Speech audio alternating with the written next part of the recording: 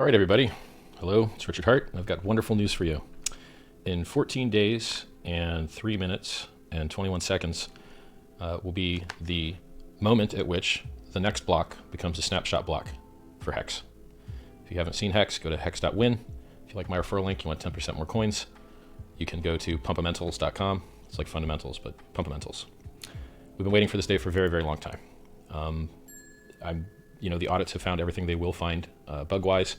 We still have to publish them for you guys so that you can see their prettiness, but there's no reason to delay the launch based on cleaning up the verbiage in the audits. I can send you one that I'm not under NDA on. It's pre-final approval if you want to read it. If you want to see the code, I can put you in the GitLab. When the devs are done making the wallet as pretty as it can be, then I'll push the code to the GitHub and then people can read it there too. But it's not that big a deal to just read it on the GitLab. They're both just hosted Git instances, right? What else? So if the share price goes up tenfold there, and you go to get back in, you're gonna have 10 times less shares. Is how that works. So there's a huge advantage to staking as long as you can, because you're gonna get a much larger portion of that big payday, and you're gonna get a larger portion of all the future inputs to the stakers, which are 3 things: interest in the system, big payday, all the bonuses, and early and late end stake penalties that get paid into there. So if people don't end their stake within 2 weeks of when they said they should, they start bleeding 8% a week, and it goes to the stakers. So the stakers have 3 profit inputs: early and late end stakes, and inflation in the system, which is less than 3.69% and only paid to people at the end of the stake. So we have a relatively high period of inflation when no one can sell anyway during the launch phase, or at least the auto stakers can't sell. And then after that period, after the launch phase, it's built for raw USD appreciation basically, because the inflation rate's very low. It's lower than Bitcoin's ever been, and Bitcoin's cut its inflation rate in half in the 10 years that it's existed. Yeah, so I'll take a look at chat here, see if you guys have any questions.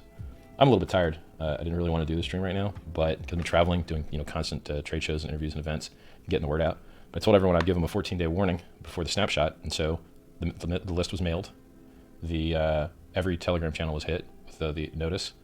Every Twitter channel that I have access to was hit with notices. It was Hex related. And then I figured I'd do a video for you guys, because for some reason I think some of you guys only follow me on YouTube, which is very silly of you, because YouTube gets updated the least and the latest. So Telegram's the absolute best. Twitter would be the second best. You should go follow Hex Crypto on Twitter, and you should follow Richard Hart Win on Twitter. You should join our Telegram.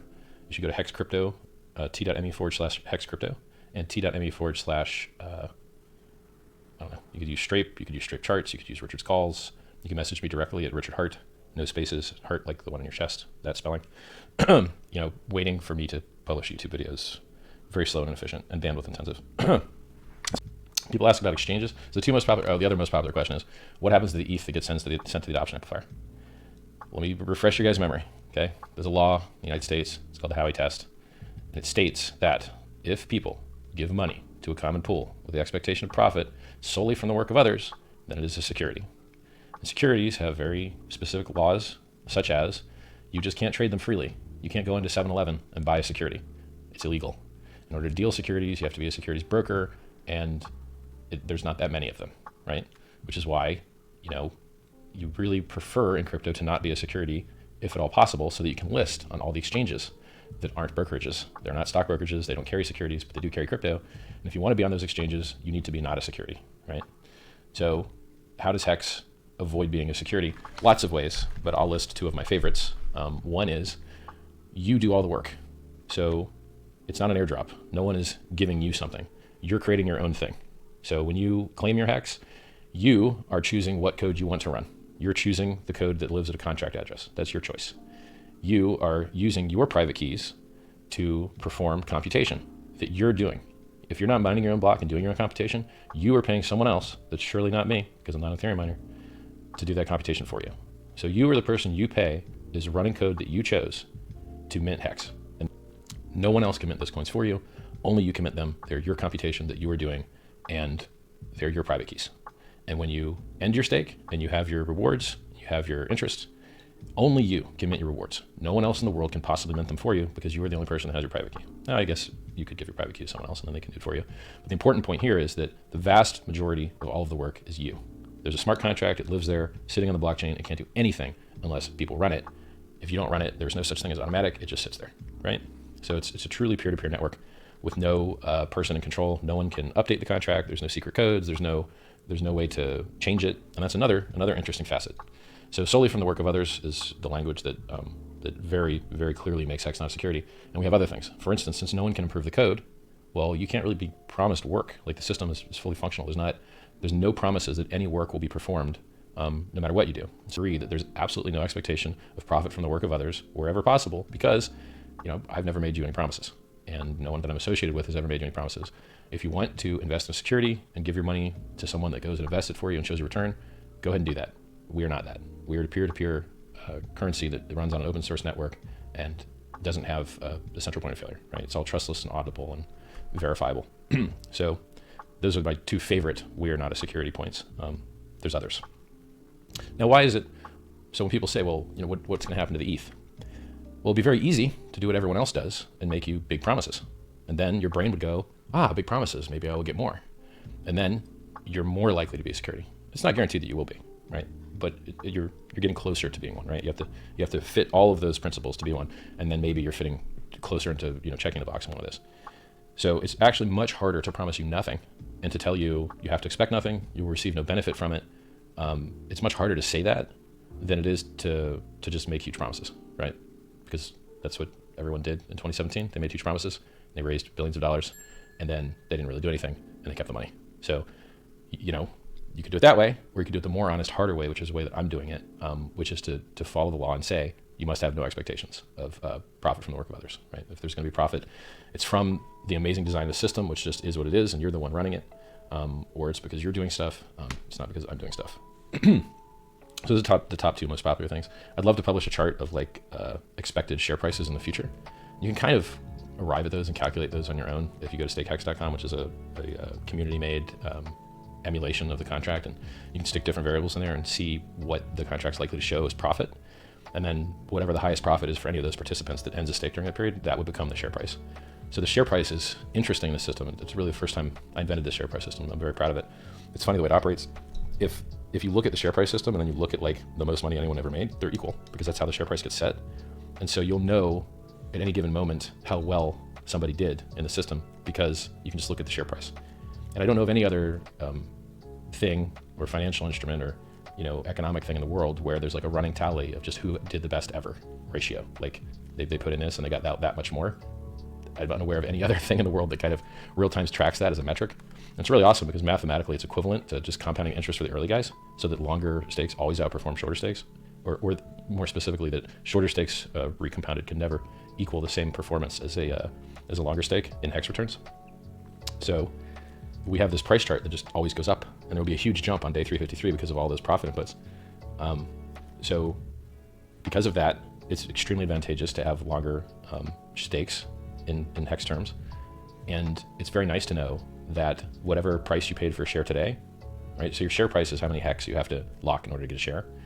It's nice to know that whatever price you got today, you'll never, ever, ever possibly be able to get a lower price ever, no matter what, because the price literally cannot go down. Now, that price isn't directly related to USD price, but it feels to me like the scarcity in that system may lean on it somehow, right? Like when you have a limited edition baseball card, or a piece of art, and the guy that makes the art is dead. Human beings just tend to value things that are scarce. And then if you have flat or increasing demand and decreasing supply, then you get price appreciation. So anytime you look at the value of something becoming more scarce, it does require static demand or increasing demand, right? Because if you had decreasing demand, you could cancel out the benefits of the increasing scarcity. Really, it's a Keynesian beauty contest. The ideal game theory is to, everyone is guessing what everyone else is going to do, and then it's self-referential. It's a dynamic system that changes based on what everyone does, right? And then people are watching what everyone's doing, and so it's impossible to predict what will happen. A lot of cool stuff going on here. If you guys haven't researched it and looked into it, join the chat room, ask the questions, read the FAQ. It's an amazing system with speculative stickiness. The more time it takes to figure these things out, and the more interesting and fun things are to watch. Okay, well, how big's the average stake, and how big's the average length, and what percentage of coins are staking, and how much is that big pad at the end? You don't have any of that in any other cryptocurrency. None of that stuff is there. And so there's more fun and interesting things to watch and speculate on here than there are on any other system that I've seen in crypto. And that's a competitive advantage. And the fact that it's a little bit complicated and it takes a little bit of time to understand, you know, the most successful video games in the world are extremely complicated, right? If you want to play League of Legends, you got to learn, you know, 80 or 100 characters that have 5 moves, right? 4 basic moves and an ultimate. Well, guess what? There's a whole lot of permutations, right? And they work with each other and they synergize. You know, games are very complicated. Life is very complicated. Even sports are very complicated. And they only seem simple to us once we've been looking at them for a long time.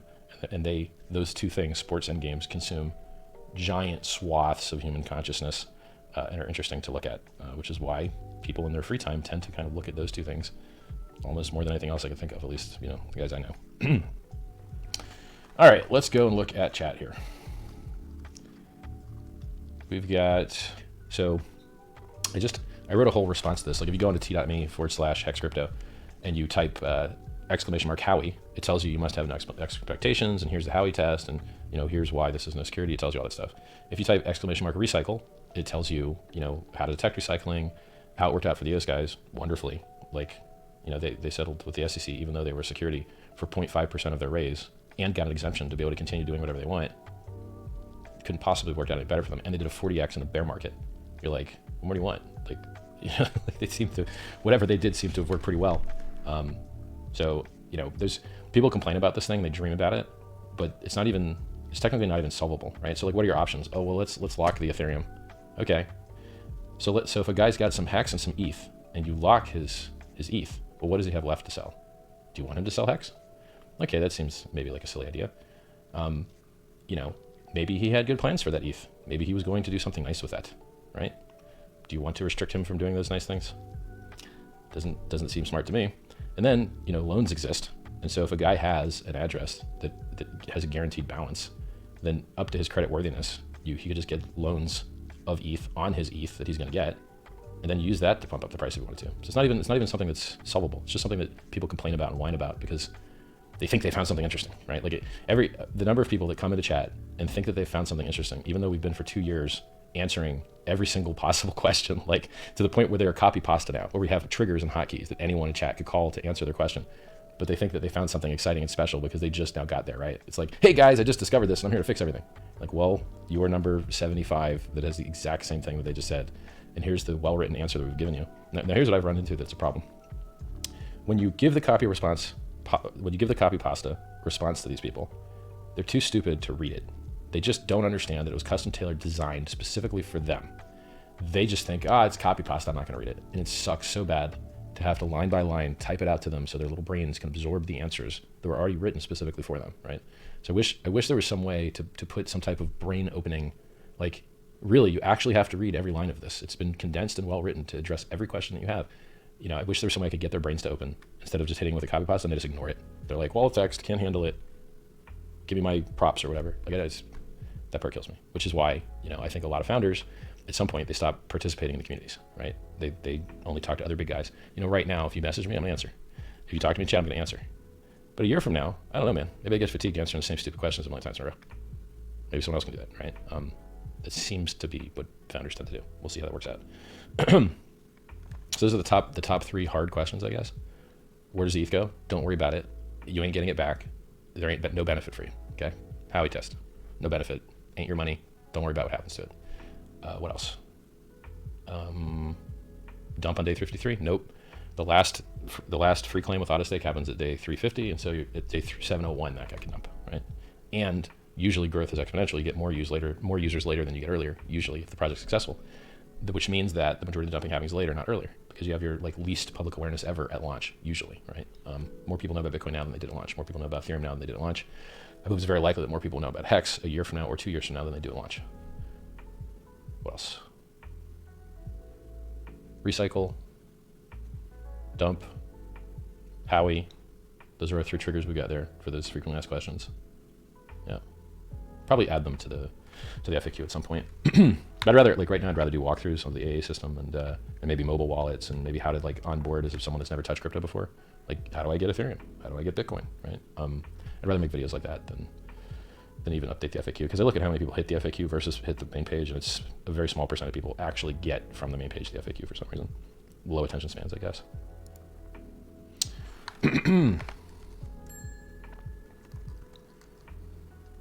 I should mention this. now that people realize we're going to be hitting a market, the haters come strong because they know that a lot of people are going to get rich and they're not. And this makes them very angry. So what you'll see is claims of Ponzi or bubble or pyramid, and all of these things are very stupid. So let me just remind you what those terms mean. A bubble is when people thought something was worth less, then they thought it was worth more, then they thought it was worth less. That is a problem with the people. People do stupid stuff. You can't really stop bubbles from happening. I mean, even in markets, they try and use a limit system to stop people, like you can only go limit up or limit down per day. Like they time gate it. That's a human problem. Thus, Amazon dropped 95%, and it's now 50% of internet commerce in the United States every year. So was that a bubble? Yes. Was it a scam? No. Okay, pyramid. Amazon has a referral program, single tier. You send them customers, they give you money. Hex has a referral program. Dies after the first year, but during the first year there is one. You refer people, they pay you, or you pay yourself basically. So is it pyramid? No. Why? Because pyramid requires more levels. A single level referral program cannot be a pyramid. In order to be a pyramid, you need more levels and more middlemen leeching efficiency.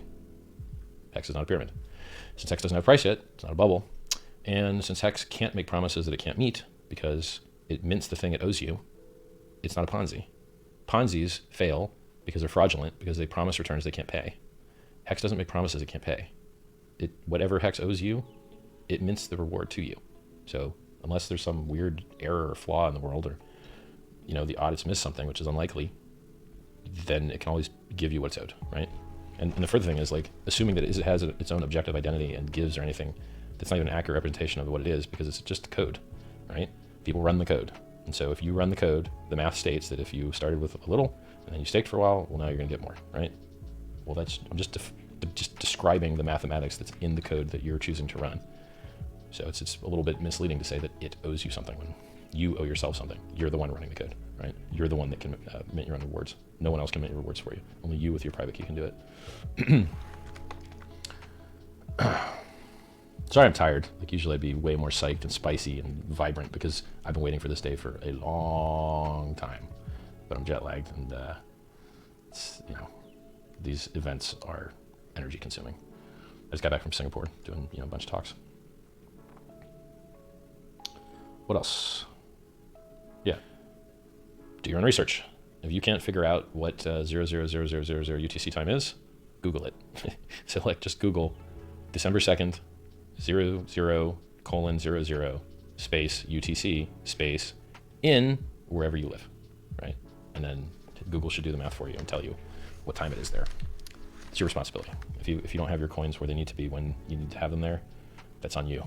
I'm doing my best to try and describe to you what the contract is programmed to do, intention-wise.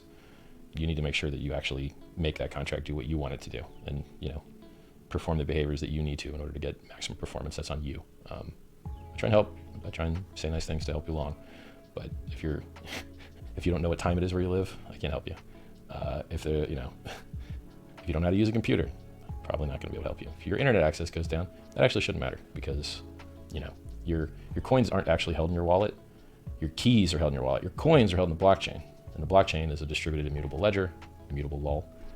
When you get orphaned off in a block, it's not immutable, right? But to some degree, immutable ledger becomes more immutable the more time passes, as you put more energy and more blocks on top of an older block. Then it becomes more and more immutable and harder to rewrite history. Yes, I do look very tired because I am very tired. But I wanted to get this video out. I had 10 minutes left to get this video out to you guys, so that even my YouTube users could be given a more than 14-day advance notice of when the snapshot would be, which is the most important part of this. Will Hex be ported to its own blockchain off Ethereum? I don't want to do that, because interoperability is better. So other people can build contracts on top of Hex. Hex could be used as collateral for other stuff, and that all works infinitely better, not infinitely better, but far better, when you're all on the same chain. Because once you start to take things off chain, you have to use oracles, which are points of failure, or you have to do atomic cross swaps, which introduces extra fees and delays and reduces throughput. So if you can do everything on the same chain, it's better. And furthermore, Ethereum has the second most hash rate of anything in the world. So why not use that, right? It also has the auditors, and it also has, the lottery ticket that these new future developments are going to be awesome too, right? Like sharding and optimistic rollups and ZK snarks, and I could just beat you up with buzzwords that you probably don't understand, but there's a lot of really, really cool stuff on this ecosystem. The Ethereum developers have the most aggressive and opportunity-filled roadmap of things that they want to do. like remove the ASIC miners by implementing a new proof of work, which is ASIC resistance. Can't wait. Get rid of them, right? Centralizing entities that just dump the price. Let's get rid of those guys. That would make me happier. And they stop people from onboarding by freemium, right? So, I got into Bitcoin mining in 2011, the first quarter, mined full blocks on my own with no pool. And I was only able to do that because it wasn't ASIC mining, right? I could do it with GPUs I already had. Now that ASIC mining's in Bitcoin, you don't have hobbyist users anymore because it costs a couple $1,000s to get an ASIC miner from somebody in a country you probably don't live in, that if they send it late, you lose half the money they'll ever make. It's vastly superior in crypto to use ASIC resistance, I believe. I mean, look what the miners did with the money. They made a fake copy of Bitcoin and tried to kill it. They tried to kill real Bitcoin with a fake copy. That's what they did with all the money they made from selling you miners. Not all the miners, but at least one bad one, the largest one. So, yeah, I don't really want to run Hex on its own chain. It easily could be, right? You just fork ETH or run it on any of the other platforms that support Solidity, of which there are many blockchain platforms that do. It is the premier smart contract language. What else? Furthermore, even if I was going to do any of those things, I wouldn't tell you about it anyway because of the Howey test. Like, I can't promise you any future work. So in this case, I really, really, really don't have any intention or desire to do its own thing, because I think it works better touching and being near everything else, right? And being on the same chain. But if that chain started to suck, then I'm sure the community would be like, yo, let's airdrop the system state to another thing, right? That's how you make progress in blockchains. You get consensus socially. All blockchains are socially consensus networks. Socially enforced. Anyway. What's next? I have seen many tokens launch, and we have got vastly more stuff available to the users than any other token I've ever seen. Our FAQ is the most detailed. Our front end is better. Like, our front end kicks the crap out of EOS's front end, which you can't even find historically now because they deleted the videos. But I used to make fun of how bad it was. I'm like, look at how terrible this UI is for the EOS launch in their contract. Yeah, we're pretty much over prepared for launch compared to how other people have launched, right? So I'm very happy with where we're at. My posture. Oh, my poor posture. What else? Yeah, I guess that's enough. So I'm tired. Otherwise, I would be super, super psyched because I've been waiting for this day for a long time. And now it's happening. 2 weeks, 14 days. I mean, I'll give you the actual timer. Ready? 13 days, 23 hours, 10 minutes, and 0 seconds. I'm gonna have to work harder. I don't want to work any harder. I don't think I can work harder. There ain't no guaranteed USD returns here. That is not a thing, right? Anyone that ever promises you guaranteed USD returns, probably scamming you. What I'm describing to you is math that pretty much guarantees you Hex returns. You do have to end your own stake and use your own keys and mine your own block and pay your own fees in order to get the contract to do those things that it's designed to do. So did I ever finish explaining that? Yeah, so Hex doesn't have a price. It ain't a bubble. It doesn't have a price yet. It's not a Ponzi. It doesn't make you promises it can't meet. And it can't make promises anyway. It's just software you choose to run. So your software that you're running does that stuff, and then you can read the code. What else? Oh yeah, pyramid. It's not a pyramid. It's only got a single tier referral program, just like Amazon, just like Tesla, just like many successful, mostly digital businesses. Richard Hart, any insight why you think the USD price of Hex will move anywhere? Well, it's starting at 0. So since none of the exchanges that I've seen allow you to trade negative numbers, since they all trade positive numbers and you're starting at 0, it really means the price can only go up. Furthermore, since they're free, pretty sure price can only go up. Pretty simple math on that one. And that's before you account for world's first blockchain city, world's first chart of future market supply. What other cryptocurrency has a referral program built into it that's not a scam? Like, I could go through all of the amazing firsts that are in the system. I think what happens to a lot of people is they look at crypto valuations and their brains just can't handle it, right? So if you tell anyone in the normal world that you could have got a 4,300x return in 3.5 years by holding Ethereum, they don't believe you, right? They think it's a joke. But no, people cashed out and they really made that. Not everyone, some people did. And then, in this system, if you get 10x your Hex, I'm just, you can go to stake Hex and run your own models. I'm just using this as an example. It's a world of many that are possible. If you 10x your Hex in the first year, after the big payday, and the price went up 10x, those multiply and you're up 100x. Now, what coins show the highest ROI historically? Believe it or not, there's coins that have far higher returns than even the 4300X that Ethereum had, because like this stuff's insanely easy to move up in price. Imagine how easy it is to move up the price of a thing that lots of people want because everyone's got their target on this big pad at the end, and no one can sell because they're locked. What do you think is going to happen with the price? People are getting in, they're getting in, they're getting in, they're getting in, but no one's getting out. And this is what they do in the startup space too. This is what vesting periods for stocks do, right? This concept, this is what banks do with time deposits at the bank.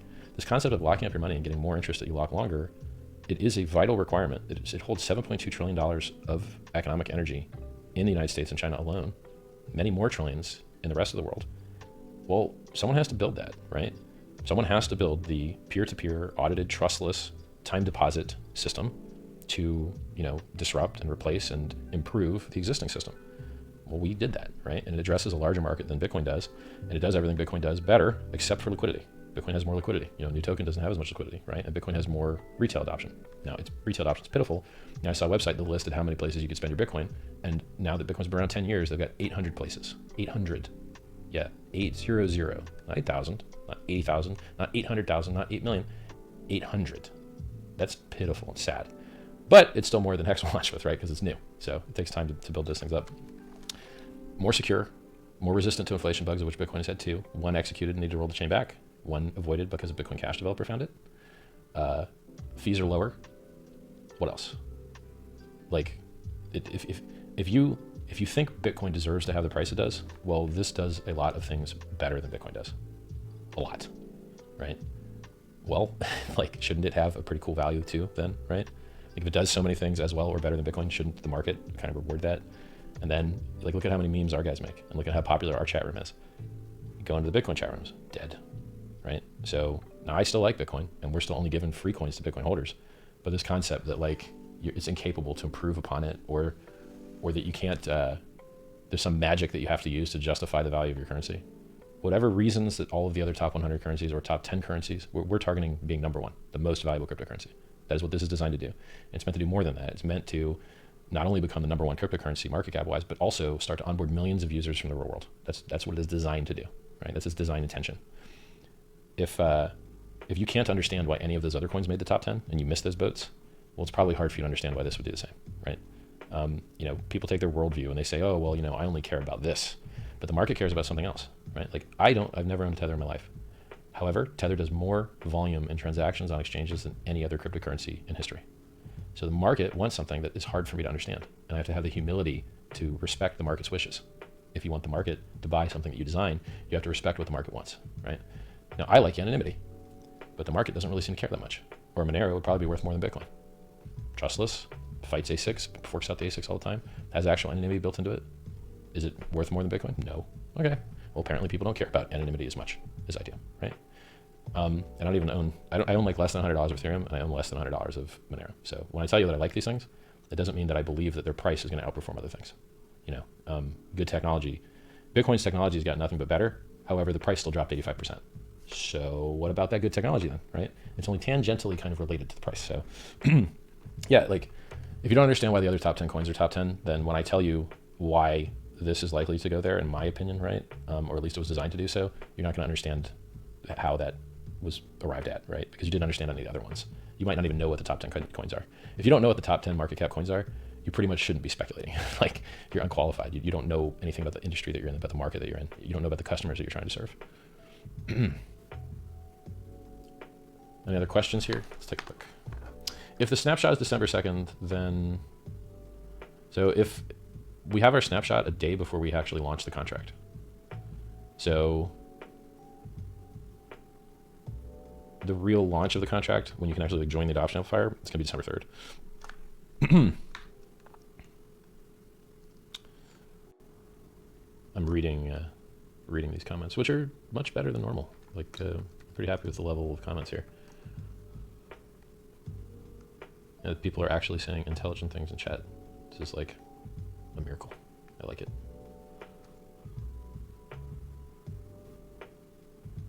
People are telling me that I'm very smart, but I need to take better care of my health. Yep, I know. Working on it. I'm strong. I can deadlift 3 plates 12 times, and I only had to stop because my hands were giving up. Probably could have got maybe 14. deadlifting's not health. Yeah, but you know, if you're gonna be fat, you might as well be fat and strong. So like, at least I'm strong. But yes, I'd like to be not fat soon.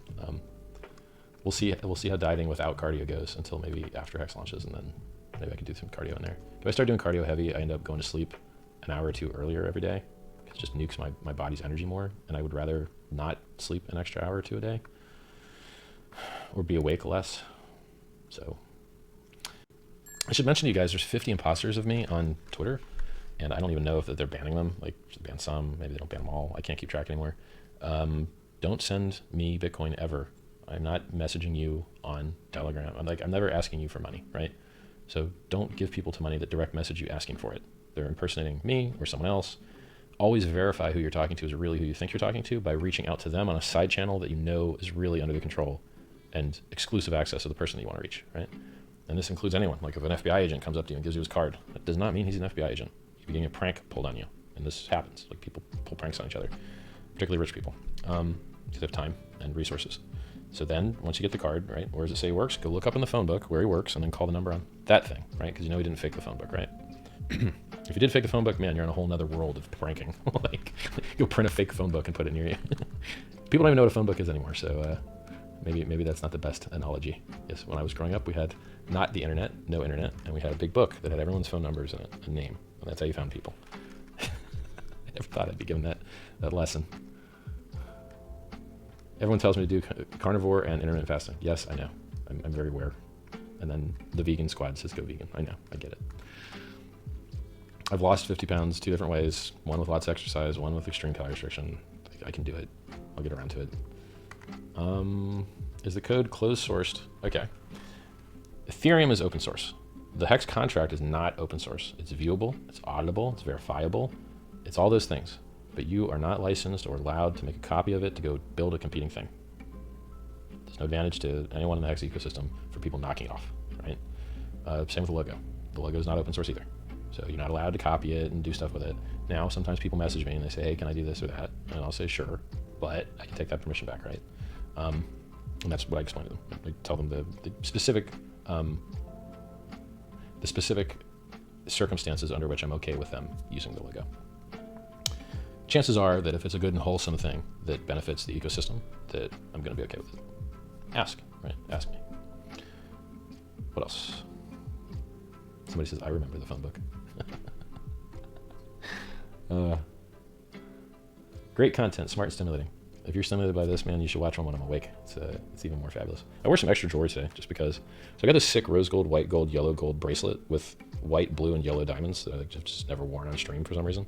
And I've got a ring that matches it, yellow, blue, and white diamonds too. But I don't like to wear this because they're invisible setting, so like the diamonds fall out. And I'm pretty sick of just watching the diamonds fall out. So this doesn't get worn very much. But I figured, hey, you know what? We're launching Hex. I might as well wear something a little more baller. What else? I had these forever. I like them.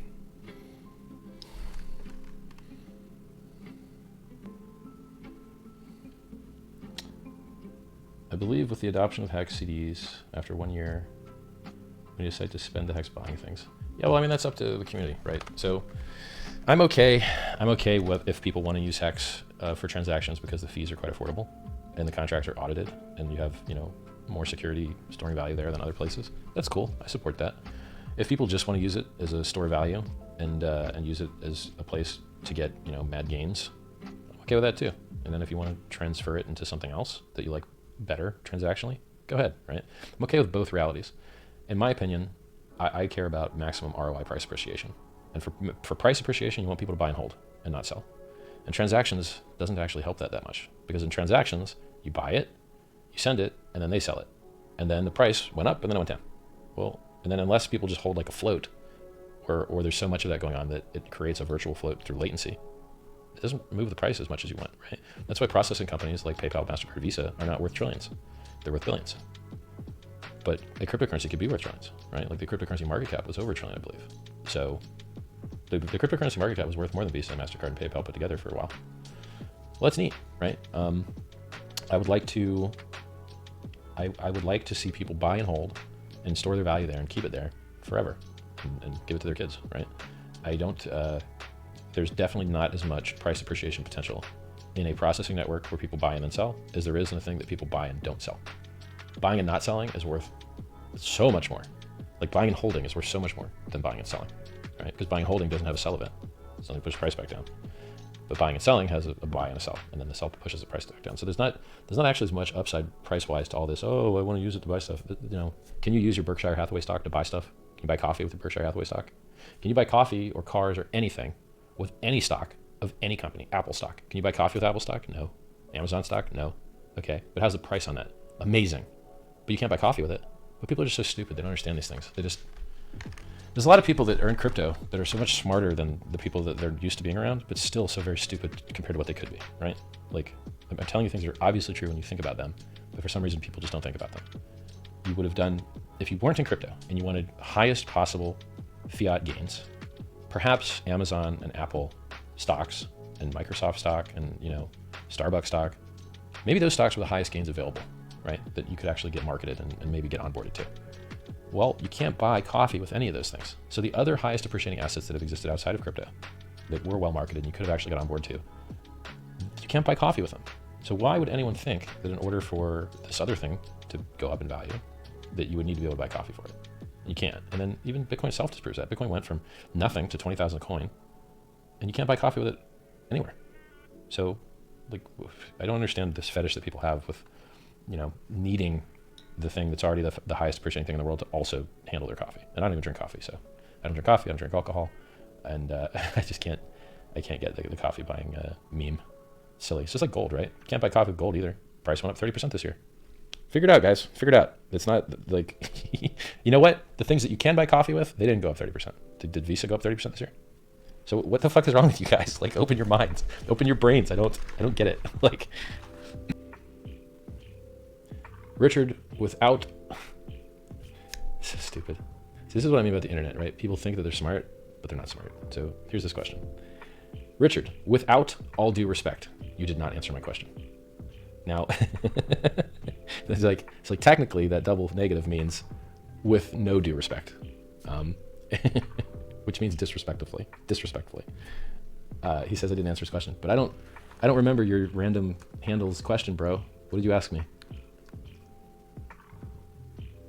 Yeah, if his question appears, I'll try and answer it. I don't know, people make up random internet names and then they identify with them and then they expect you to like remember them. So like, you know, Skateboard Smasher 69. I'm sorry, I don't remember your stupid question. No, because they're not your coins, because you don't hold the keys. Not your keys, not your coins, okay? Furthermore, if you lend your coins to make some pitiful single-digit % per year with a counterparty risk that you may never see your coins again, you're stupid. You're accepting a lot of risk for very low return. I would not do that. I don't think, like, trustless interest through the Hex contract is an amazing idea. You don't have counterparty risk because it's just you and your contract that you're running. When you start to use these other services that lend your money out, what happens if they get hacked, bro? You know people get hacked, right? Like, relatively often in the exchange space. Well, you're gonna lose all your money. Do you wanna lose all your money? You want me to list you some exchanges that lost everyone's money? Stop lending out your coins for pitiful interest to counterparties. It's stupid, in my opinion. Why would I take the risk and never see my money again for like 8 or 9% a year in crypto? And like, no, stupid. And furthermore, like, I didn't even see your question. So it's not like I didn't answer it. I never saw it. You have any questions in here, man? A lot. Did they fix my broken keyword? No, I left it broken because it actually needs a new ThinkPad pressure sensor for the track point. The metal bar broke off of like the ceramic piezo sensor they use to detect pressure. So I actually have to buy a whole new part for that, and I don't have time. Like, I'm just using a different track point. What does your self-worth come from? Yourself. That's why it's called self-worth. Do I own my own private hex keys? Well, you generate them, right? So like if you use MetaMask for your wallet, which I suggest, well, actually, if you use MetaMask and use a hardware wallet, then the hardware wallet generates your keys, which would be a Ledger or Trezor. If you use MetaMask itself, then that application in your browser generates the keys, and then you have them. And as long as you're the only person that has access to your computer, then yes, they should be private to you.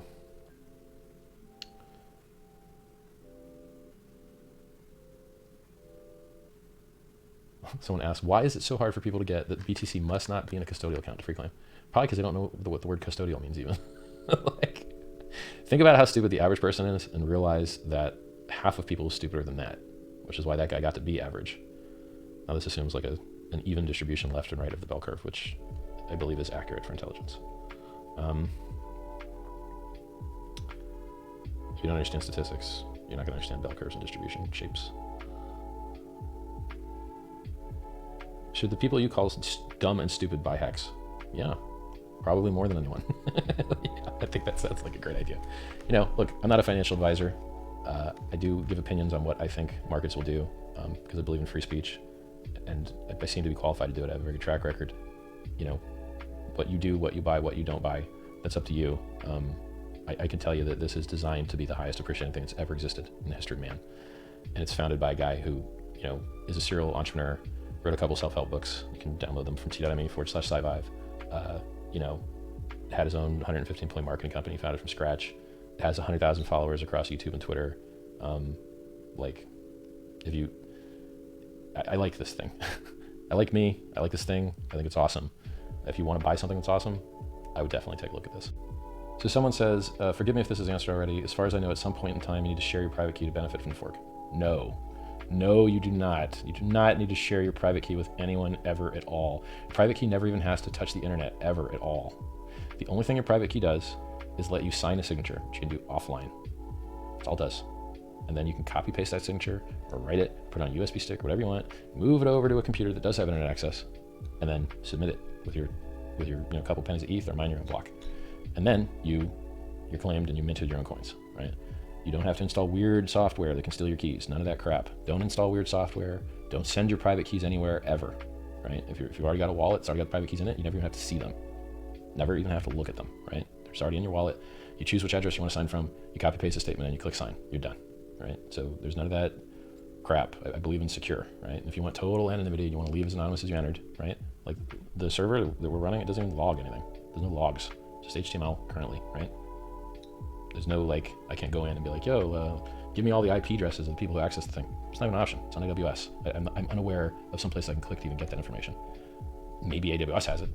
I don't have it. You know, I don't care about it. I don't want it. I don't want to know your IP. I have no interest in knowing it. The less I know about you, the better, right? That's more secure for you. If you believe that, you know, hacks exist and you believe that privacy is good, then the less data you have from people, the better it is. Because I don't have to worry about protecting it if I never have it. So I don't, what was the question? Like, do I have to install weird crap or like show my private keys? No, you don't have to do any of that. And so my tips are, you can use this over Tor. You can claim one Bitcoin address per Ethereum address.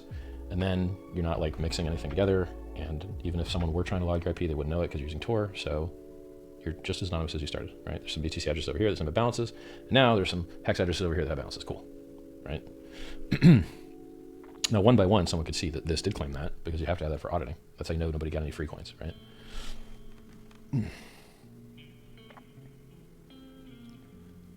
Someone says, isn't this really about getting people just to give you ETH for Hex? Well, you know, actually, the way that this was designed, it was going to be just something you could free claim for Hex, or you could just free claim with BTC. The problem with that is if you look at the history of free-only airdrops, their performance is crap. Why? Because people don't want free things for free. People want expensive things for free. People want things they care about for free. So how do you get people to care? Well, they have to sacrifice something that they wanted, that they liked, or they need to hold it for a while and be emotionally invested in it and be watching the charts for a while. These are the two best ways to generate human desire and emotion and, you know, to some degree FOMO in a thing. So if we had only allowed people to free claim, then the referrals would be screwed because the only people that could onboard were people that had BTC at the snapshot, which is the super, super tiny minority of humankind. The vast majority of humankind, which learns about the project later, will be trying to get in after the snapshot and will not have had BTC back then, and they can't time travel to have had BTC back then. So if you want people to be able to onboard globally without crappy order books and middlemen and fees in the way, and if you want your referrers to be able to onboard people for a year after the first launch day, then they need to have something other than the free claim mechanism. And so I thought, okay, well, why don't we make a copy of the unclaimed coins and put them through the adoption amplifier that lets people just transform ETH into them. And then anyone that has access to ETH can get onboarded. No brainer. I never actually did the math because it seemed just fair. Like, okay, here's the unclaimed coins. We'll make a copy for the people that want to join the adoption amplifier, and then the referrals will have something to do. I never actually did the math to see what the ratio was of free claim to adoption amplifier. And then when I did the math, it still seems amazingly fair to me. The stakers are going to get more coins than the adoption amplifier people. And you're forced to be a staker when you free claim, which means that you're forced to participate in those med gains of the big payday, unless you claim the first or second day. And then you have to add a day or two optional days to make that big payday payout on day 353. So yeah, the stakers are getting more coins than the adoption amplifier guys, and the free claimers are being forced, for the vast majority of them, to be recipients of all those coins. Seems entirely fair to me, like overly fair, right? So I'm very happy with the ratio of free claim to AA to stakers and the supply breakdowns. I think it's great. If you do feel like whining and complaining about the free money that you're given, though, do visit choosingbakers.reddit.com. It's actually really funny. It's a list of people that tries to get free stuff. Like they'll see a free bed on Craigslist, and then they'll call about the bed and they'll say, yeah, I want the free bed. Can you deliver it? Can I get some sheets to go with that? Like, go check out the subreddit. It's pretty awesome. It turns out that people are disgustingly ungrateful, and even though you bust your ass for years, giving them free information, free knowledge, free chat rooms, free live streams, free price predictions, free tokens, free everything, right? They've still got shit to talk, right? Because they want more from you, right? So like, disgusting, ungrateful leeches. It just blows my mind. On the other hand, I have a ton of people that really is appreciative and really is thankful and is grateful and gives back and helps me in return and has made my life better. And I really appreciate all those people. And there's a ton of them in Hex Crypto. There's absolutely a ton of those guys in Hex Crypto that have helped me deal with hard technical problems that I faced, and wording things, and we got a guy that's heading up our Asia division that just self-starter. Hey, I want to make this thing big in Asia. Okay, awesome, man. All right, let's do it. And some other people are like, hey, let's translate all those videos to Chinese. Hey, let's set up WeChat. Oh, let's get that Asian YouTube going, right? Because in China you can't access Twitter, and you can't access Telegram, and you can't access YouTube. And so on Hex, all the videos are on YouTube, and then we had to make a special hosted version just for the Chinese page because they can't watch YouTube videos at all. So that's amazing that he's helping make that happen out of the kindness of his heart. And I've had other people try to do that. But then I've had people in chat that just whine and complain and cry like little bitches. Where do I buy the Hex mug? Well, you could buy it from the site if I turn billing on, hexshirt.com. But I don't feel like turning the billing on until after we've launched, because I know it's going to be a customer service nightmare. Because anytime you ship anything, you have shipping problems, and then it's all phone calls, and it sucks. What else? I want my free Hex apparel with my free Hex clan. It's like I can't possibly give you guys more free stuff. Like, I have no shopping cart where you can possibly give me money, and I have no known crypto address where you can possibly give me money. So I give crypto people more free stuff, like the limit of my capacity to give you guys free stuff, for years. So someone asked, what are my personal goals in life? Step 2 for me after Hex is survive. I'm 40 now, and if the medical technology I need isn't being developed at this moment, it won't be ready in 20 years when I need it. I'm going to need it. I'm going to die a painful death. I'll get hit by a bus, and it's like really quick, but I'm trying not to get hit by buses. So the issue is, how can I get the medical technology that I need to exist in 20 years ready? Well, I need kids going into school to start caring about biology now, or material science, or AI, or machine learning that's medicine related. Those things kind of all amplify each other. If I don't do that, then like my grandparents, which are all dead, like my dog who died, who I did nothing for any of them, I too, and everyone else I love, will die. And that is regrettable, it's unfortunate, and it won't always be that way. At some point, medical technology will be far better, and life spans will be 4 to 5 times higher. And it just sucks that we missed that window by a decade or two, and then we're permanently expired when, maybe our kids or our kids' kids could live to a couple hundred years old biologically at 20 or 30, and think about all the things they could achieve, right? Oh, well, they get bored. Okay, well, I doubt that. People don't have good memories. What'd you eat for lunch last Thursday? You don't remember? Okay, well, tell me where the boredom comes from then, right? And I assure you that if we can cure biology to that level, we can cure boredom too. Like, I've got a whole list of, the misconceptions people have about what living healthy for longer would look like, because they don't understand how it works. They think you get old and stay old. It doesn't work that way. You stay young, and you just stay young. That's it. Like, if you're already frail, we can't help you. If you're already robust, we can't help you. If we can get 1 year of regenerative medicine every year, then we reach longevity escape velocity, and then we basically just die from accidents at 600 statistically. So that's the next step for me, is survive. Making more money, it's not going to change my life. I have everything I want. Medical technology is the next step. The Grim Reaper is coming for all of us. It's already killed everyone in our family trees above, right? So do we want to fight the Grim Reaper while we can still stand and put up a good fight, or do we want to die with a whimper? I'm not into dying with a whimper, right? Let's put up a fight. You're still gonna get rich, but instead of getting rich on drugs and alcohol and gaming, you get rich doing something healthy, healing the humans, right? Human consciousness is the most rare thing in the entire universe. And if you're not in the business of healing or improving the human condition, there's a chance that you're not acting optimally, right? Yeah, David Sinclair is cool.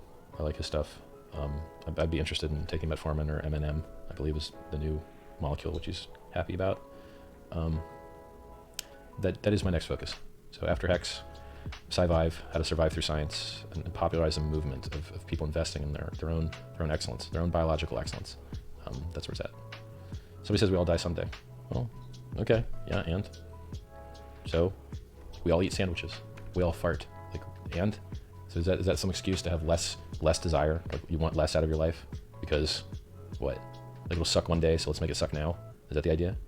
Stupid, right? Like just, improvement exists and it will be had. It's just a question of whether you get to experience it or not, period. Someone says, I don't like Richard's chance at this. Yeah, but you know what? It's like Elon Musk said.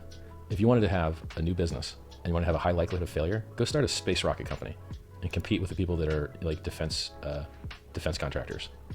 Lowest possible performance likelihood of success, right? Go try and start a car company. What's the last car company that was started and successful in the United States? Tucker, back in the 30s, maybe 40s. Okay, that seems like a terrible idea.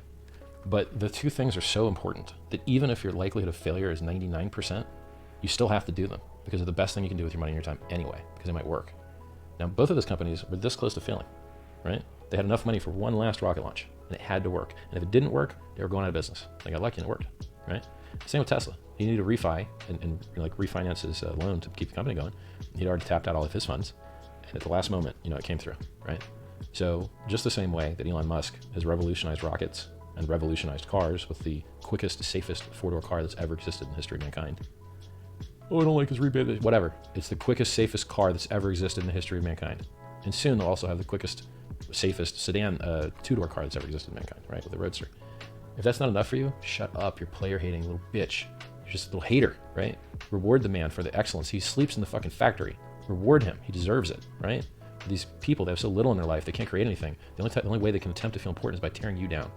They have nothing, and the only thing that they can do to try and feel like they matter is to scream and whine and complain and try and do harm to the great people of this world. It's disgusting.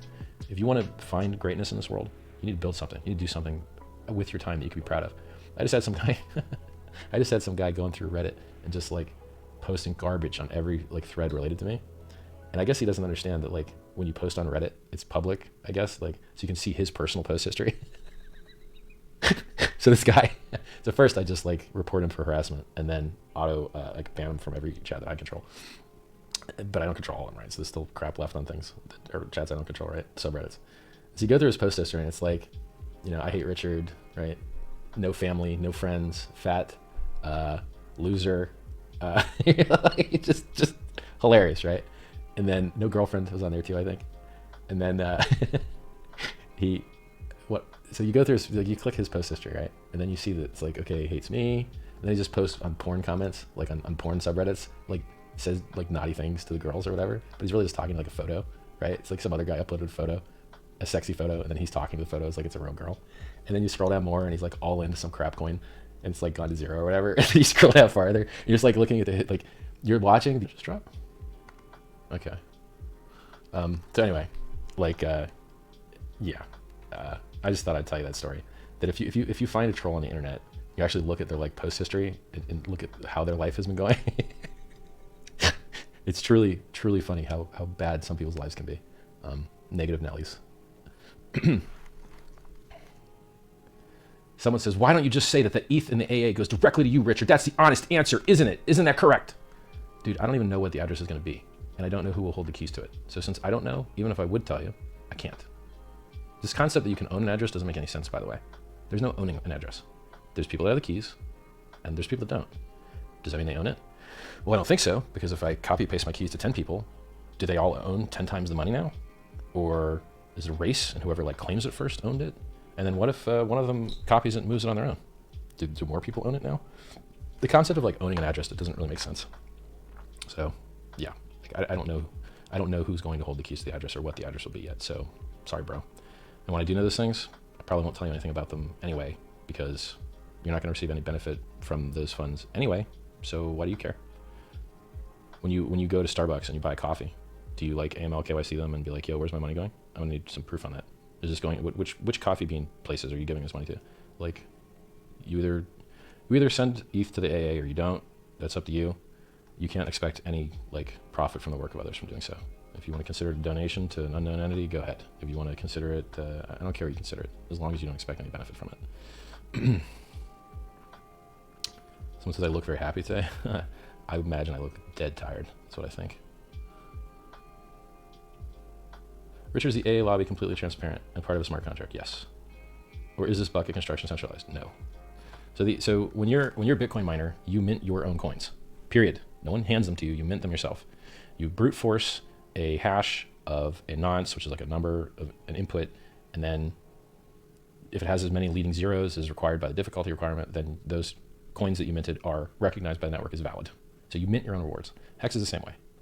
When you free claim, the Ethereum network does all that same crap with the nonce and the hashing and the proof of work, and it also requires the proof of stake that you had Bitcoin or that you had joined the adoption amplifier. And so that's your stake and that's your proof of work, and it's a hybrid. And as long as you'd had both, then you mint your own rewards, and the network looks and it goes, yeah, your rewards are legit, and then all the other participants, will interact with you, right? So it's a trustless, verifiable, peer-to-peer system that you run. You run it. No one else runs it. There ain't no Hex network unless you're making it. You are the only one that can mint your rewards. You are the only one that can mint your coins when you exit the lobby, the AA lobby. You are the only one that can mint your rewards when you're a staker. You are the only one that can mint your rewards when you free claim by proving with a cryptographic signature that you held BTC at the snapshot height, right? That's it. You are the network. So it's trustless, it's audited, you can read the code. It's public on the website at hex.win/textspecs.html. I need to upload the newest code that has tiny changes made to it regarding packing for data efficiency, the events, so that they use about 1,000 less gas per transaction. There might be one or two other small changes in there. I'm not sure if the variables renaming is in that one that's on the site right now. It's much easier if you're a developer if you just go in the GitLab and I add you to the GitLab, message me t.me/Richard Hart. You can add you to the GitLab and you can read the contract in its most recent form. Somebody quotes somebody quotes the Wolf of Wall Street here. They say, Richard, show me your pay stub for $72,000. I'll quit my job right now, work for you. That was a funny scene.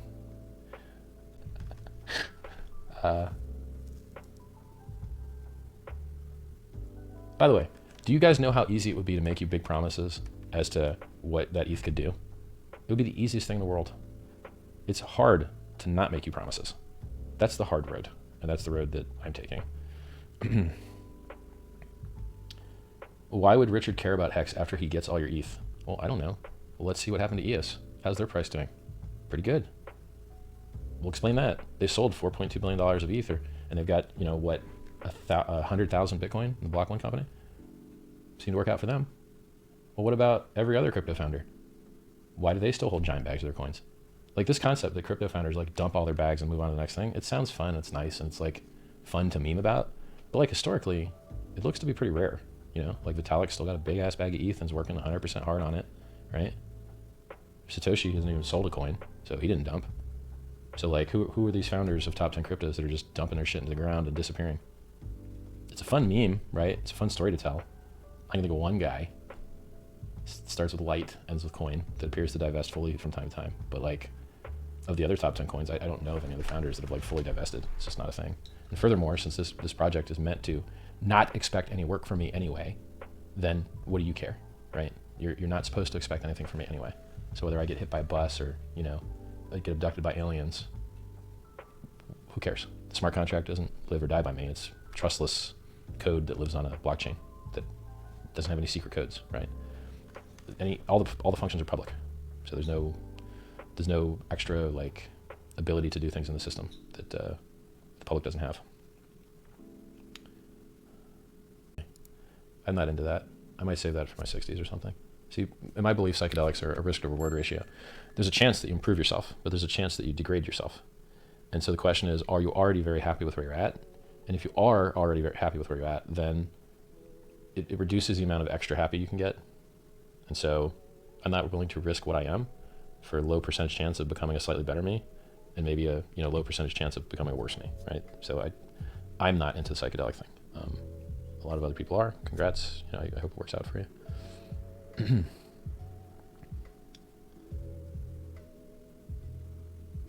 So there's this guy named Hex Awareness Team that just like put Hex Awareness Team in his name.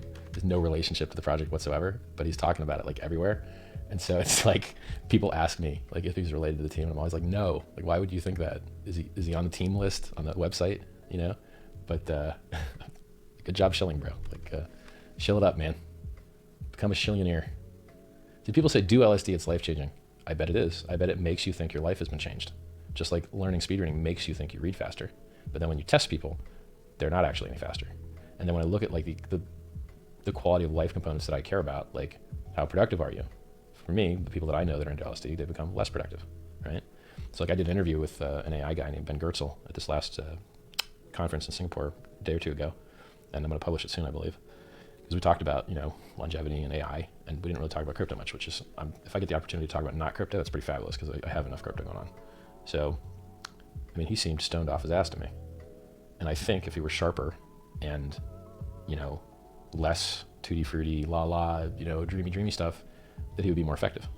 And I think a lot of people, they take mind altering substances and they think that they're better, but it's really just them thinking that. And then when you look at the measurements, you're like, okay, well, now you care less about stuff because you're more fulfilled without effort. Okay, so now you get less done. So if you want to feel better and get less done, okay, it seems to work really well for that. But if you want to feel better and get more done, it doesn't seem like that's the particular chemical that you would want, right? Like the psychedelics don't seem to lead towards increased productivity. They seem to lead towards decreased productivity and more happiness maybe, and the occasional killing your friend's psychotic break kind of thing. So it's not a good risk-reward ratio for me. So Hex Awareness Team says, not Schiller. I'm not pretending to like something else and slipping Hex into the convo. I proudly promote Hex as a cool-ass project. I like the cut of your jib, sir. I like that response. Thus I have clicked show when it was like automatically muted for some reason.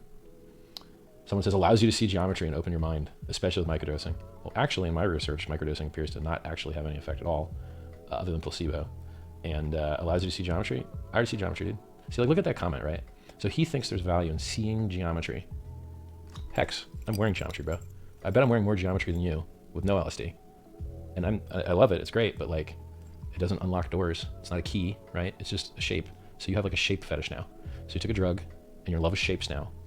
And I don't see the benefit, dude. Like, I don't care about crystals. I don't care about shapes more than their utility. I like aesthetics, but I don't like, LSD permanently makes you more open-minded. Okay, well, I'm pretty open-minded already, dude. Like, what else? What am I rejecting out of my life? Like, what am I missing? I'm not missing anything, man. Traveled the world, seen all the things, done a lot of stuff. I'm not missing anything. There's nothing a pothead knows or does that I'm missing in my life, nor a psychonaut. PSYCHONAUT. NAUT. Steve Jobs would disagree. He's dead. He lost the game. Somebody says no microdosing, macrodosing. That's funny. Look, man, people want to change their experience of the world, right? We do mood-altering dance. We do mood-altering song. We do mood-altering ingestion of food. We want to vary our state. We want to engage in different moods. I get that, and I do it. I don't need chemicals to do it. Some people like the chemical route. I used to drink. I didn't start drinking until I was 30. I drank from 30 to 39. I quit. I don't drink anymore. It's great. I like it. I like it better. I've done both things. Right? I used to drink coffee. It tasted good. Now I don't. I like it better. I did it. I tried it. And now I'm doing something I like better.